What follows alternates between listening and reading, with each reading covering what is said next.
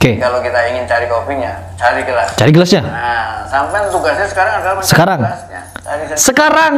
Sekarang kita tugasnya mencari gelas ya. Karena gelasnya yang dimaksud adalah Nabi Muhammad sudah tidak ada. Jadi kita cari gelas yang baru untuk mencari siapa Tuhan, untuk menemui siapa Tuhan, melihat siapa Tuhan, bagaimana bentuk Tuhan. Jadi kita cari gelas itu. Kira-kira dia mau ngaku nggak? Kalau ngaku? Gelasnya nggak mau ngaku ya. Gelasnya nggak mau ngaku. Dapat duit nggak apa-apa. Oh, nggak apa-apa. Dia mau mengaku gelas ya. Secara tidak langsung dia mau mengaku gelas. Dia mau mengaku nabi ini ya. Si bang ini ya.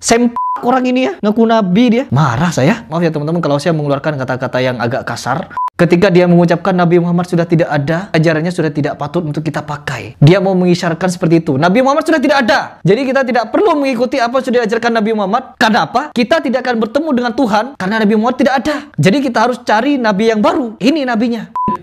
Syahadat ini diucapkan oleh dua substansi. Ya. Istilahnya diungkapkan oleh dua substansi. Yang bersaksi atas yang lain. Oke. Kata asyhadu alla ilaha illallah. Ya.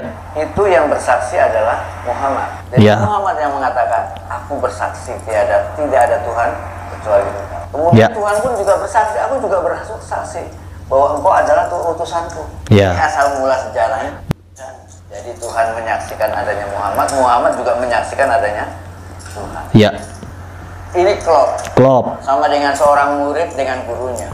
Nah, kalau orang ini percaya bahwa Nabi Muhammad adalah utusan Allah, kenapa tidak mengikuti ajaran Nabi Muhammad? Pertanyaan seperti itu. Logikanya seperti itu. Bersaksi bahwa Nabi Muhammad utusan Allah, Allah itu ada, la ilaha illallah, tidak ada Tuhan selain Allah. Tapi kenapa tidak mengikuti anjuran dan ajaran Rasulullah, yaitu Nabi Muhammad, orang ini? Kenapa malah berdandan nyentrik seperti orang-orang yang tidak jelas seperti ini ya? Bagaimana cara ibadahnya dia kalau tidak mengikuti ajaran Nabi Muhammad?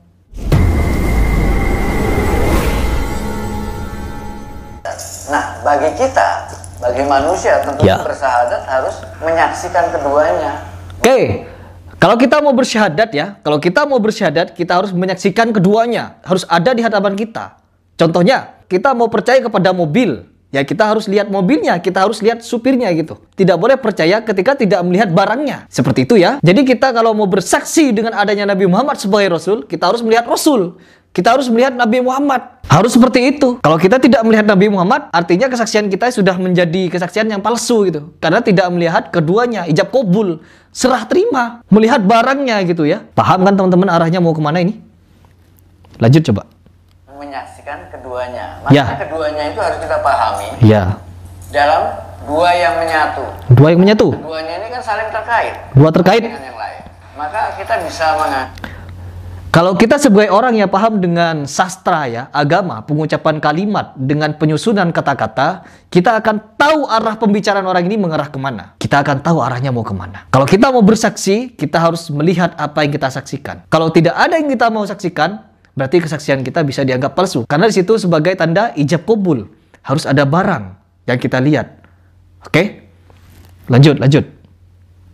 Jika kamu ingin bertemu Tuhan, temui dulu utusanku. Kamu tidak bisa bertemu denganku kecuali melalui utusanku. Oke. Kalau di zaman Nabi Muhammad, seluruh umat muslim bertemu dengan utusannya, yaitu Nabi Muhammad. Kalau sekarang, kita tidak bisa bertemu dengan Nabi Muhammad, karena Nabi Muhammad sudah tidak ada. Dia arahnya mau ke sana. Jadi kita harus mencari Nabi lain gitu. Kita harus mencari Nabi lain selain Nabi Muhammad. Dia mau mengarah ke sana pembahasannya. Coba kita simak. Seperti itu. Ya. Yang sering mengatakan bahwa bersahadat itu seperti ini. Aku bersaksi bahwa tidak ada kopi tanpa gelas. Dan begitu pula sebaliknya. Dia menganalogikan ya, kalau kita ingin bersyahadat, kita harus melihat bentuknya. Ya, seperti itu. Lanjut. Tidak ada gelas tanpa kopi. Lanjut. Jadi kalau aku ketemu gelas nggak ada kopinya, aku tolak. Gelas itu. Oke, kalau aku bertemu dengan gelas tidak ada kopinya, aku tolak. Paham ya teman-teman ya? Nggak ada kopinya. Begitu pula, aku nggak mungkin bisa ketemu kopi kalau nggak ada gelasnya. Nah, tidak akan bersaksi bagi orang yang melihat kopi tanpa gelasnya, karena tidak akan ada wadah. Dan juga tidak bisa bersaksi orang ketika melihat gelas tapi tidak ada kopinya. Jadi harus ada dua-duanya, kopi dan gelasnya. Ingat, harus ada kopi dan gelasnya. Intinya, kalau kita mau bersaksi, kita harus melihat wujud di sini. Seperti apa wujud yang mau kita saksikan. Ya, ini bahasanya mau ngerah ke sana. Nah, ini inti syahadat di sana. Inti syahadat di sana. Ya, pahami di sana. Pahami. Coba sampai bayangkan. Ya. Bisa nggak kita ketemu sama kopi tanpa gelas? Kopi selalu butuh gelas kemana-mana. Gelas itulah yang nampak. Gelas itulah yang membawa kopi. Gelas itu yang membawa kopi. Kopi itu Allah Subhanahu wa taala dan gelas itu Rasulullah. Ya, saya mempermudah di situ. Gelas adalah Rasul atau utusan Allah atau Nabi dan kopi itu adalah Allah. Dia menganalogikakannya seperti itu. Ya, teman-teman. Ini saya permudah. Tapi bisakah kita melihat kopinya?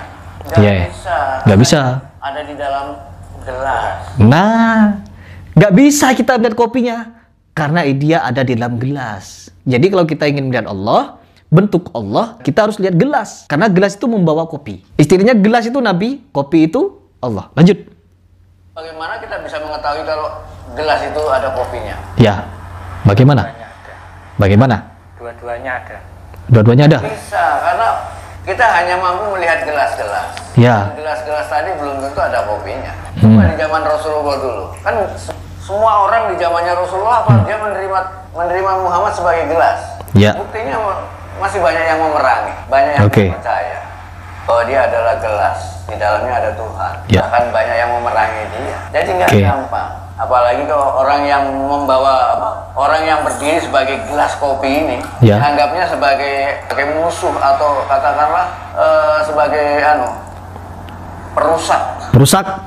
Jadi Nabi Muhammad dulu ketika menyampaikan agama Islam, dia sebagai gelas. Kenapa dia diperangi oleh berbagai macam orang kafir? Karena orang-orang itu tidak percaya dengan kopinya gitu. Tidak percaya dengan Allah. Jadi orang yang tidak jelas ini ingin mengatakan kepada kita semua bahwa Nabi Muhammad pun masih diperangi. Karena Rasul berjalan sebagai gelas dan tidak tahu apakah di gelas itu ada kopinya. Intinya ada Allah gitu. Jadi dia mau mengatakan seperti itu. Orang ini. Jadi dia mulai mengarah untuk merendahkan Nabi Muhammad ya. Untuk merendahkan syariat. Dia sudah merendahkan syariat. Dia sudah merendahkan syariat. Merendahkan Al-Quran. Merendahkan syahadat juga. Dan sekarang dia merendahkan Nabi Muhammad. Dari kalimat yang saya tangkap, dia mulai mau merendahkan Nabi Muhammad ya. Karena apa? Nabi masih disiksa kayak gitu. Dengan peperangan. Karena tidak dipercayai bahwa masih membawa agama Allah. Ingat, di zaman dulu bukan orang yang tidak percaya kepada ajaran Nabi Muhammad atau Allah, ajaran Allah atau Islam. Melainkan di dalam hatinya tergandung kebencian kepada Nabi Muhammadnya, kepada ajaran Islamnya. Karena merusak tatanan budaya, ya adat istiadat yang dulunya jahil, ketika datang Nabi Muhammad, dirombak itu. Ya, dirombak. Masya Allah. Dan sekarang kita melihat orang zaman akhir ini, orang yang tidak jelas ini, ingin berusaha menurunkan marwah Nabi Muhammad. Seperti itu. Ini yang saya tangkap. Perdaulatan agama-agama sebelumnya. Ya.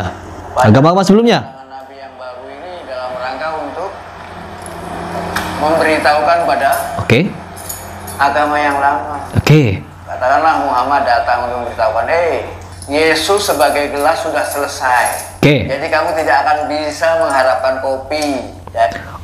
Nabi Muhammad datang ketika Nabi Isa sudah tidak ada untuk menjelaskan kepada para pengikutnya Nabi Isa bahwa zaman kamu sudah tidak ada lagi. Karena nabinya sudah tidak ada, gelasnya tidak ada. Jadi kamu tidak akan bertemu dengan Allah kecuali dengan adanya nabi. Ingat, kita tangkap bahasanya di sini. Dan setelah itu Nabi Muhammad memberikan ajaran Islam. Ketika ada Nabi Muhammad, semua para sahabat ini bertemu dengan Nabi Muhammad, bertemu dengan sosok Allah. Seolah-olah apa yang dibawa Rasul itulah Allah, itulah ajaran Allah. Jadi mereka bertemu dengan Rasul dan mendengar wahyu Allah. Ya, seperti itu ya. Jadi kan sekarang sudah tidak ada nabi nih, tidak ada nabi nih. Jadi dari pemahaman orang ini, kita harus mencari gelas lain. Kita harus mencari gelas yang lain. Apa gelasnya? Harus mencari pembimbing lain. Kita harus mencari pembimbing lain, yaitu nabi yang lain, nabi yang baru. Setelah beberapa ribu tahun ya, 1500 tahun kita berjalan, Islam sudah berdiri, megah di mana-mana sudah ada. Di zaman akhir ini muncul orang yang mengatakan gelas dan kopi, seolah-olah Nabi Muhammad itu sudah gak ada, jadi gelasnya sudah gak ada. Harus mencari gelas yang baru.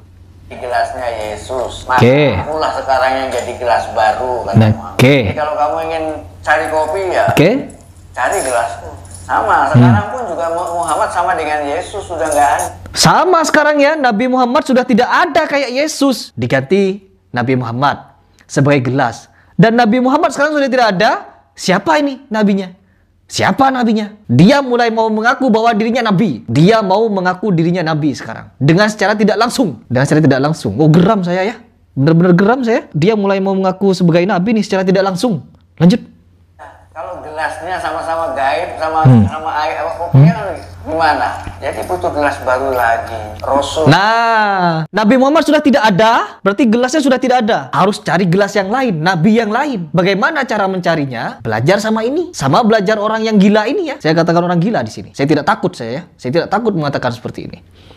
Lanjut. Itu isinya. Ahmad itu gelasnya. Ya. Jadi syahadat adalah mengakui keduanya. Ya. Kalau kita ingin menyaksikan adanya Tuhan, ya, saksikanlah Muhammad lewat Muhammad. Cukup bersaksi atas Muhammad, berarti kita udah menyaksikan adanya Tuhan di dalam. Jadi orang-orang yang mampu bertemu Muhammad dan dia beriman pada Muhammad, itu sudah syahadat. Tentunya bagi orang-orang yang hidup sejaman dengan Tentunya bagi orang-orang yang hidup dengan Nabi Muhammad. Kalau orang yang tidak hidup dengan Nabi Muhammad, dia sudah percuma syahadatnya karena tidak bertemu dengan Nabi Muhammad. Ini pemahaman yang ingin dia sampaikan. Ini doktrin yang ingin dia sebarkan kepada orang-orang yang awam. Ingat, hati-hati ya teman-teman. Hati-hati. Saya berbicara tegas dan keras di sini karena apa? Dia mulai mau mengaku Nabi di sini. Dia mulai mau mengaku Nabi. Karena apa? Gelasnya sudah tidak ada, Nabi lagi ada. Jadi percuma kita bersyahadat karena tidak berjumpa dengan orangnya langsung. Tidak berjumpa dengan gelasnya langsung. Kayak gitu.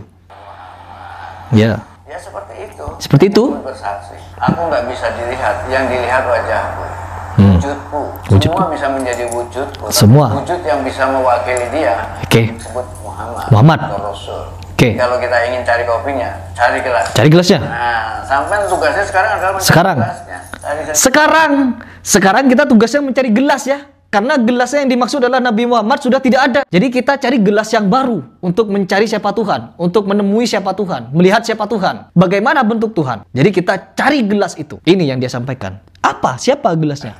Senyum dia. Karena gelasnya nggak mau ngaku gelasnya. Oh, gelasnya nggak mau ngaku. Gelasnya nggak mau ngaku ya teman-teman ya. Kira-kira dia mau ngaku nggak? Kalau ngaku? Gelasnya nggak mau ngaku ya. Gelasnya nggak mau ngaku. Dapat duit nggak apa-apa. Oh, nggak apa-apa. Dia mau mengaku gelas ya. Secara tidak langsung dia mau mengaku gelas. Dia mau mengaku nabi ini ya. Si bang ini ya. Orang ini ya. Ngaku nabi dia. Secara tidak langsung dia mengaku nabi. Loh, saya keringetan nih ngomongnya. Marah saya. Maaf ya teman-teman kalau saya mengeluarkan kata-kata yang agak kasar. Karena apa? Saya memang sakit ya. Ketika kita melihat atau Nabi Muhammad sudah dianggap tidak ada. Ketika dia mengucapkan Nabi Muhammad sudah tidak ada. Berarti ajarannya sudah tidak patut untuk kita pakai. Dia mau mengisyaratkan seperti itu. Nabi Muhammad sudah tidak ada. Jadi kita tidak perlu mengikuti apa yang sudah diajarkan Nabi Muhammad. Karena apa? Kita tidak akan bertemu dengan Tuhan. Karena Nabi Muhammad tidak ada. Jadi kita harus cari Nabi yang baru. Ini nabinya. Dia mengaku Nabi nih secara tidak langsung. Masa Nabi kalau mengaku kalau dapat duit enak?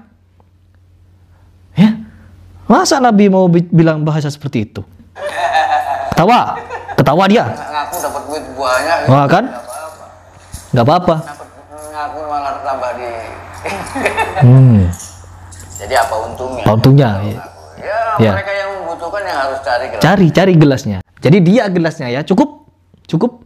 Jadi teman-teman, secara tidak langsung dia ingin menyatakan bahwa kalau kita ingin beragama, kita ingin menemui Tuhan, kita melihat siapa Tuhan, bagaimana bentuk Tuhan, atau siapa Tuhan itu, bagaimana aturan Tuhan itu, maka kita harus cari Nabi. Dan dia sudah mengisyaratkan kalau ingin mencari Nabi, maka carilah. Dan sayangnya Nabinya tidak mau ngaku, seolah-olah dia mau mengaku Nabi. Bukan seolah-olah, ya teman-teman pasti paham bahwa dia telah memulai kalau sebenarnya dia adalah utusan Allah atau Nabi. Karena apa?